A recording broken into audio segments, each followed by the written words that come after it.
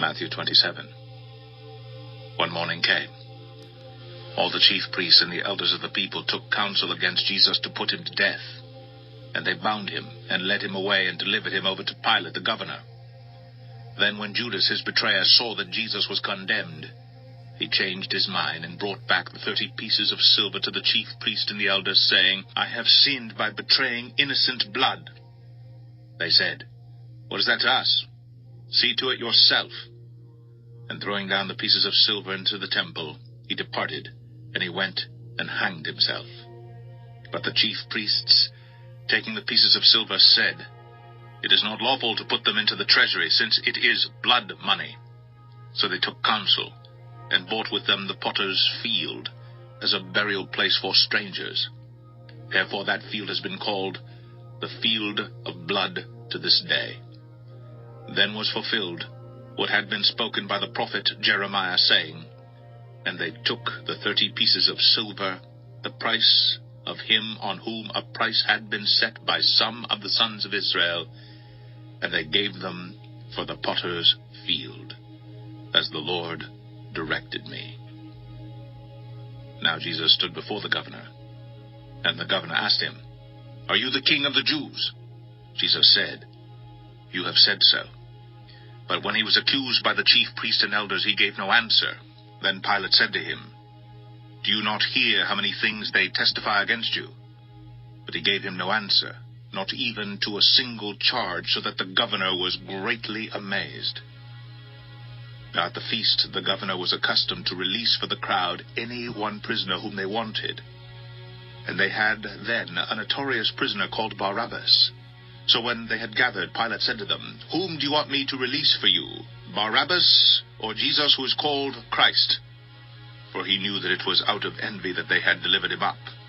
Besides, while he was sitting on the judgment seat, his wife sent word to him, "Have nothing to do with that righteous man, for I have suffered much because of him today in a dream." Now the chief priests and the elders persuaded the crowd to ask for Barabbas and destroy Jesus. The governor again said to them, "Which of the two do you want me to release for you?" And they said, "Barabbas." Pilate said to them, "Then what shall I do with Jesus, who is called Christ?" They all said, "Let him be crucified." And he said, "Why? What evil has he done?" But they shouted all the more, "Let him be crucified." So when Pilate saw that he was gaining nothing, but rather that a riot was beginning, he took water and washed his hands before the crowd, saying, "I am innocent of this man's blood. See to it yourselves." And all the people answered, "His blood be on us and on our children." Then he released for them Barabbas, and having scourged Jesus, delivered him to be crucified. Then the soldiers of the governor took Jesus into the governor's headquarters, and they gathered the whole battalion before him. And they stripped him, and put a scarlet robe on him, and twisting together a crown of thorns, they put it on his head, and put a reed in his right hand. And kneeling before him, they mocked him, saying, "Hail, King of the Jews!"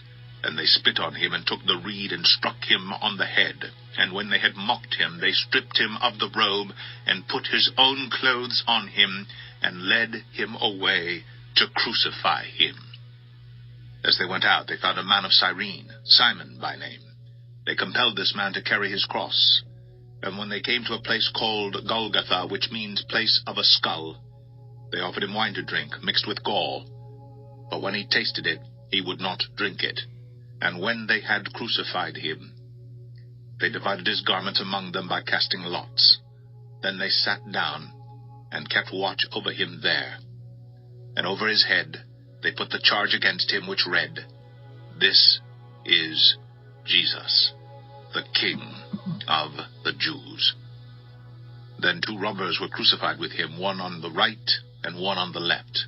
And those who passed by derided him, wagging their heads and saying, "You who would destroy the temple and rebuild it in 3 days, save yourself. If you are the Son of God, come down from the cross." So also the chief priests with the scribes and elders mocked him, saying, "He saved others. He cannot save himself. He is the King of Israel. Let him come down now from the cross, and we will believe in him. He trusts in God. Let God deliver him now, if he desires him. For he said, I am the Son of God. And the robbers who were crucified with him also reviled him in the same way. Now from the 6th hour there was darkness over all the land until the 9th hour. And about the 9th hour Jesus cried out with a loud voice, saying, Eli, Eli, lema sabachthani, that is, my God, why have you forsaken me? And some of the bystanders hearing it said, This man is calling Elijah. And one of them at once ran and took a sponge, filled it with sour wine, and put it on a reed, and gave it to him to drink. But the others said, Wait, let us see whether Elijah will come to save him. And Jesus cried out again with a loud voice, and yielded up his spirit. And behold, the curtain of the temple was torn in two from top to bottom, and the earth shook, and the rocks were split. The tombs also were opened, and many bodies of the saints who had fallen asleep were raised. And coming out of the tombs after his resurrection, they went into the holy city and appeared to many. When the centurion and those who were with him, keeping watch over Jesus, saw the earthquake and what took place, they were filled with awe and said, Truly, this was the Son of God. There were also many women there, looking on from a distance, who had followed Jesus from Galilee, ministering to him, among whom were Mary Magdalene, and Mary the mother of James and Joseph, and the mother of the sons of Zebedee. When it was evening, there came a rich man from Arimathea named Joseph, who also was a disciple of Jesus. He went to Pilate and asked for the body of Jesus. Then Pilate ordered it to be given to him, and Joseph took the body, and wrapped it in a clean linen shroud, and laid it in his own new tomb, which he had cut in the rock. And he rolled a great stone to the entrance of the tomb, and went away. Mary Magdalene and the other Mary were there, sitting opposite the tomb. Next day, that is, after the day of preparation, the chief priests and the Pharisees gathered before Pilate and said, Sir, we remember how that impostor said, while he was still alive, After 3 days I will rise.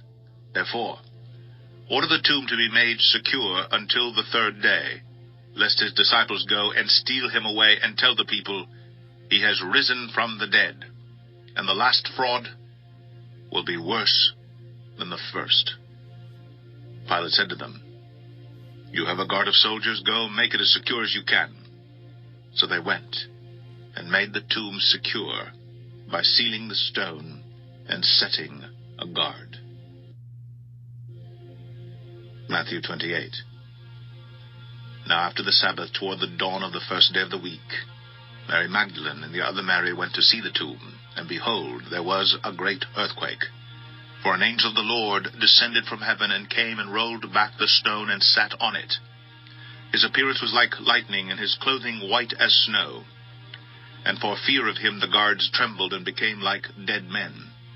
But the angel said to the women, Do not be afraid, for I know that you seek Jesus who was crucified. He is not here, for he has risen, as he said. Come, see the place where he lay.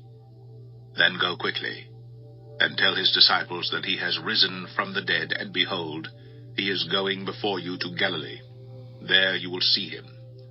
See, I have told you. So they departed quickly from the tomb with fear and great joy, and ran to tell his disciples.